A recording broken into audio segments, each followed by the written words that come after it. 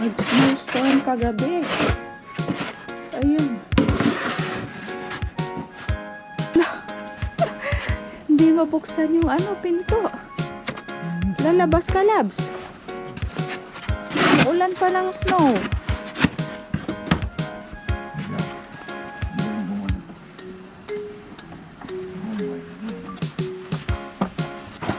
Ayan. So ito ito sa may gilid ng tinitirhan namin. Ayan.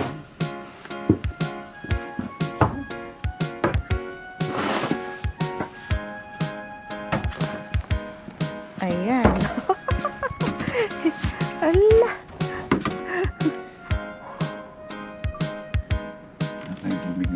Ay, wala kang tubig. Kukuha mo na akong tubig. Kumuha ako ng tubig sa loob kasi. Yay! Tingnan ninyo, oh. Oh my! Kumusta kaya si Kia?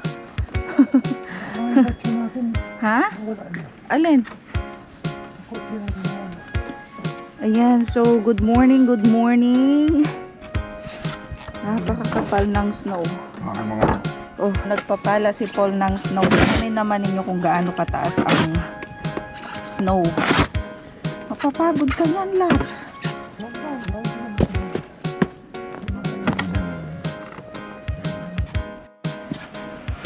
Ayan, so ngayon guys ay nag-start na magpala si Paul ng snow. Ayan, nilalagay lang dyan niya sa gilid. Yung gilid na yan, part na yan sa kapitbahay namin. Ito kasi, daanan namin. So, pag hindi niya yan inalis, hindi kami makakadaan. So, kailangan tanggalin yung snow dito sa pathway. Ayan, so kahapon ay supposed to be may pasok ako sa work. Kaya lang, nag-email yung manager namin na hindi muna ako papasok hanggang ngayon kasi gawa nga ng snowstorm. So, ibig sabihin kasi walang, hindi yung sasakyan. Tsaka tulad ng ganito, paano kanyan makakalabas? So, in-advise kami na mag-file ng leave kung meron ka pang leave na natitira para gamitin mo ngayong araw na to. Kasi, si Paul naman hindi pumasok kasi hindi naman sila sinabihan na hindi pumasok, kaya lang hindi na siya pumasok kasi ayan nga, yung sasakyan din namin siguro puno ng snow. Ayan, o, tingnan nyo naman yung paligid.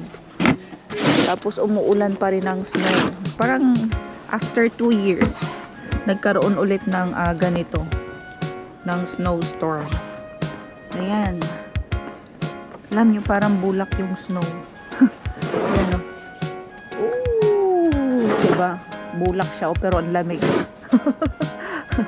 Ang lamig niya, no? Ooh! Ay. Ito nga, puro mga tanim yan, no? Puro mga plants. Pero, saan? Sa sasakyan? Oh, sige na. Wala ka bang glove sa loob?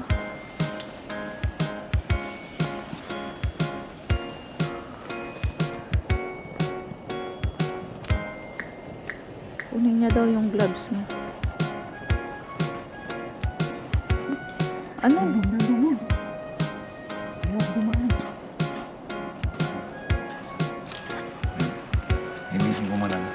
Sige na. Kaya mo pa? Kaya ng kamay mo?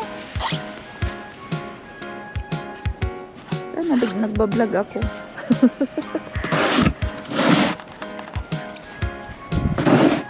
Ayan. So, ganito guys ang situation pagka nag-snowstorm. Kapal, diba? Pagka ganitong, diba, sobrang lamig, tapos tulad ng maglilinis ka, may mga napapanood kami na yung parang hindi nakakahinga, siguro dahil sa lamig. Kasi pag yung alam mo sobrang lamig, parang nauuhaw ka eh. Kaya kailangan uminom ka ng water. Yun. Mausok ang paligid. Grabe yung ano, yellow. Oh. Dito lang to sa gilid ng bahay namin. Ayan, so right now ay umuulan pa rin ng snow. At andito na kami sa labas. So, nakakalahati na si Paul ng nililinisan. Pero, look, oh my God! Tingnan naman ninyo ang aming sasakyan. Ayan, si Kia, oh. Morning, Kia. Pati iyan, likod. Oh. Ayan, so magga-gloves si Paul. Suot ka gloves ng gloves. Sana yung tubig mo, ilagay mo dito yung tubig mo. Titigas yan. Titingnan nga natin kung titigas talaga. Titigas nga yan. Ayan, so meron na din doon na nagpapala, oh. Ayan, ayan na yung nalinisan ni Paul, oh. Ayan. So for the vlog muna ako ngayon ang inyong person. Laro-laro mo na kayo dyan. Si Madam. Oh no, lulubog ako. Naka-snow pants naman ako.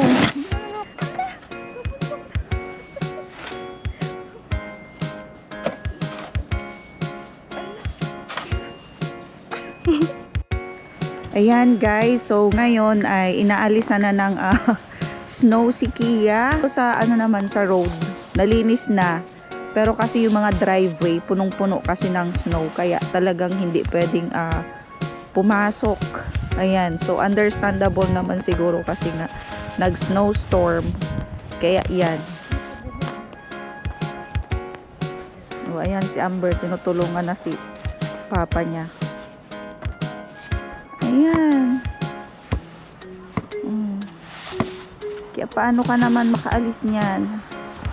Diba? Ayan.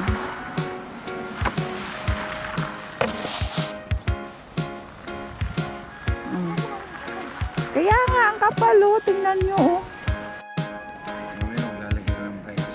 Ayan, so, nawala na ng snow si Kia konti. Pero yung mga gilid meron pa. Ayan, so yung mga tao dito naglilinis ng driveway nila, oh, dito sa harapan namin. Tapos yun sila, oh, mga nagpapala din talaga ng snow. Ayan, so this is the life kung nasa Canada ka at ma-experience mo ang snowstorm. Ayan, tingnan niyo yung mga sasakyan, oh. Walang ligtas sa snow. Kasi yung mga sasakyan dito mostly nasa driveway. Kasi kung meron kang garahe, isa o dalawang sasakyan lang yung pwede. Ayan, si Amber tumutulong na rin. Ako tumulong na din ako kanina, konti lang. Ayan na. Tapos, ayan na yung, dito namin nilalagay yung snow sa gilid. Ayan yung daanan namin, oh. Ayan na yung sasakyan. So, meron pa din. Kaya canceled ang mga pasok sa school, sa trabaho. Yan, kaya ganyan. Ganito pala pag may snowstorm, ano. Parang bagyo yan sa Pilipinas, 'di ba? Tapos dito naman, ayan, snow naman siya. Yan yung lilinis pa rin kami. Ayun, makakalabas na yung isang sasakyan labs dun, oh. Kakalabas na yung sasakyan. Lamig.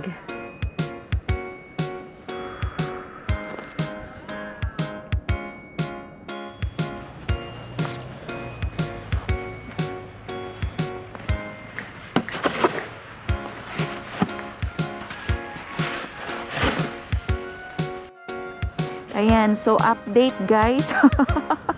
Ano oras na ba ngayon? Check ko muna yung orasan kasi 9:09 yata kami lumabas dito para maglinis. At ang oras ay ayan, 10:13. Ayan, so nakaisang oras na tayo dito sa labas-labs na naglilinis. Ayan, so 1 hour na kaming nandito sa labas at naglilinis pa rin kami ng driveway at ganyan nakataas. Ayan, so ganyan na siya kataas. Nakikita naman ninyo yung snow, 'di ba? Kasi panda rin ni Paul yung sasakyan. Oh, dapat dili ka sa kabila dumaan. Mamaya kayan masira yung ano, pinto. Huwag ka dumaan.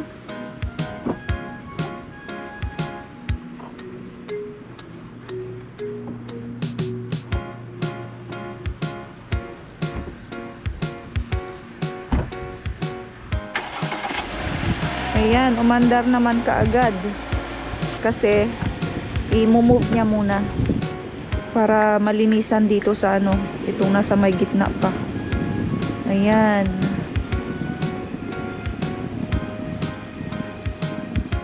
Madali namang umandar yung sasakyan, no? Si Kia. Maganda yung sasakyan na yan, eh, si Kia. Tingnan mo, punong-puno na.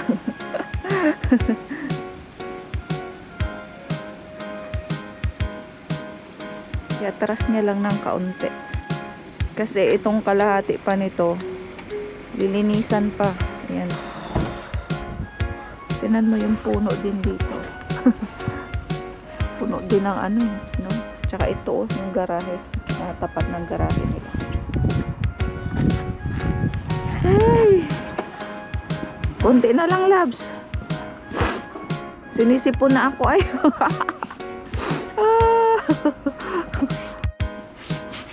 Ayan. So, yan yung kalahati. Yan. Iganyan mo na lang.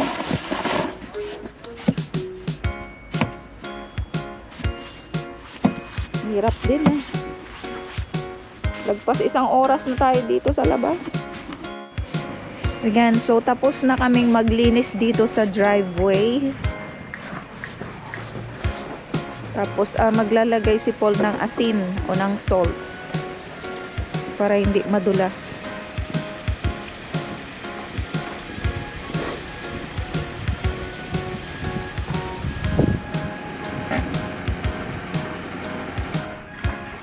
Mandar naman agad si Kia. Oh.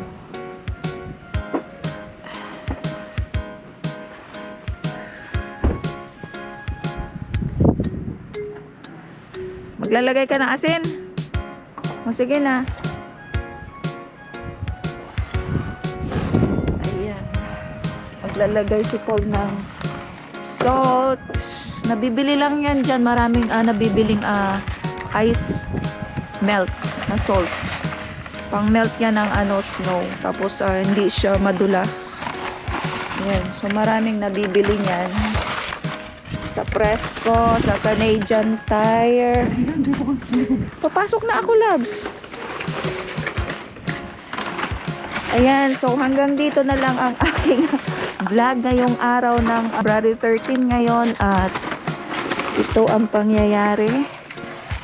Ayan. Ito, nalinisan na rin kanina ni Paul. Ayan.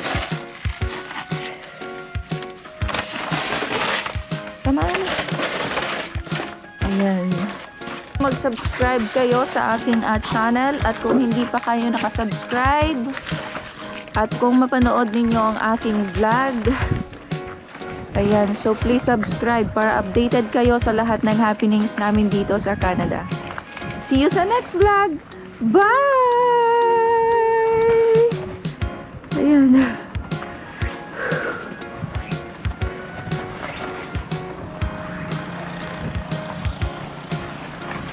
Papasok na ako, labs.